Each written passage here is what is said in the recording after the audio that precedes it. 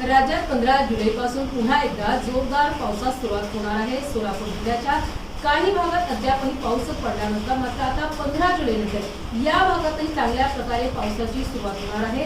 बारामती, धोंड यांच्यासह संगमनेर, अकोला, परभणी, नांदेड, हिंगोली, बुलढाणा, जालना जिल्हा या भागातही आजपासून पावसाला सुरुवात होण्याचा अंदाज हवामान तज्ञ पंजाबराव डंकर यांनी व्हिडिओच्या माध्यमातून व्यक्त केला। नमस्कार, मी पंजाब डक। आज आहे 15 जुलै 2026। आजपासून परत अंदाज देणार आहे, कारण की राज्यात 8 दिवस झालं उघडीप दिलेली आणि आज 15 तारखेला राज्यात पाऊस सुरू होणार आहे। तर मुंबईला सुरू झालाय, इकडे इगतपुरीकडे चालू झालाय, त्याच्यानंतर पुण्याकडे आता सरी येऊन गेल्या, त्याच्यानंतर कोकणात देखील सुरू झालाय, घाटमाथ्यावर सुरू झालाय। पण राज्यात मात्र दुपारनंतर 3:30च्या नंतर, म्हणजे राज्यात 3:30च्या नंतर सगळ्यात म्हणजे वंचित जिल्हा राहिलेला सोलापूर जिल्हा, त्यात तिकडे पाऊसच पडलेला नाही काही भागामध्ये अद्यापही।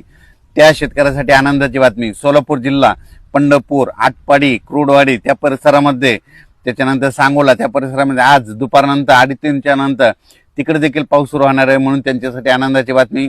त्याच्यानंतर बारामती, दोन, श्रीगोंदा त्या परिसरात देखील आज पाऊस सुरू होणार आहे। इकडे बीड जिल्ह्यात कडाश तिकडे देखील आज पाऊस सुरू होणार आहे।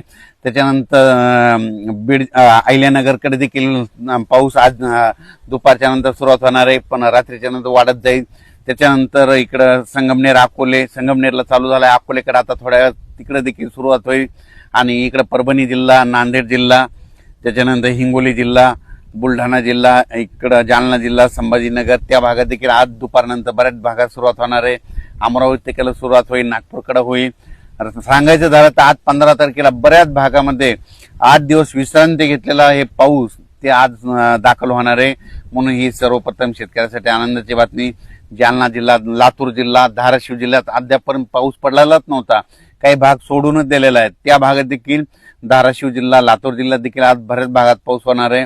पण राज्यात मात्र आज पाऊस सुरू झाल्याच्या नंतर दररोज उद्या 16ला ते आणखीन वाढत जाईल, 17ला आणखीन परत फरक पडेल, पुन्हा 19च्या नंतर पुन्हा आणखीन जास्त पाऊस वाढत जाणार आहे। 22 तारखेच्या नंतर पुन्हा काय होणार आहे, एक लो प्रेशर, एक चक्रीवादळ आहे, त्या चक्रीवादळ येणार आहे आणि ते चक्रीवादळाच्या पाठीमागे परत एक चक्रीवादळ, एक प्रणाली तयार होणार आहे।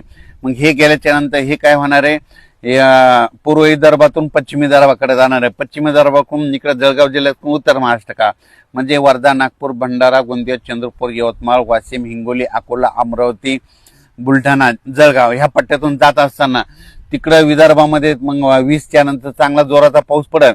पण तिकडे जर जास्त पाऊस पडत असल्यामुळे मराठवाड्यामध्ये परभणी, जालना, संभाजीनगर या भागामध्ये रिमझिम पाऊस सुरू होईल, बऱ्याच भागामध्ये रिमझिम पाऊस पडणार आहे, म्हणून हा अंदाज लक्षात यायचा। सांगायचं झालं तर म्हणजे आज 15 जुलैपासून ते 5 ऑगस्ट पर्यंत आता सर्व दररोजच वेगवेगळ्या भागात पाऊस पडणार आहे, वेगवेगळा भाग धरणार आहे, सगळीकडे एकदाच जाणार नाही, दररोज वेगवेगळा पडणार आहे। आज देखील नंदुरबार जिल्हा, आतापर्यंत पाऊस काही भागात झालेलाच नाही, त्या भागात देखील आज नंदुरबार जिल्हा देखील दाखल होणार आहे। धुळे जिल्हा, जळगाव जिल्हा, नाशिक जिल्हा, येवला तालुका, अंदोरसूल, वैजापूर, गंगापूर, सिल्लोड या परिसरात देखील आज बऱ्याच भागांमध्ये पावसाची हजेरी लावणार आहे, म्हणून अंदाज सर्व शेतकऱ्यांनी